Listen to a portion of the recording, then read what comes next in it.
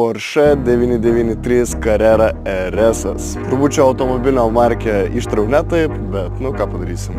Pradame nuo šito automobilio būtent dėl to, nes jis Porsche garaže yra labiausiai vertinamas, brangiausias kolekcijos vienetas.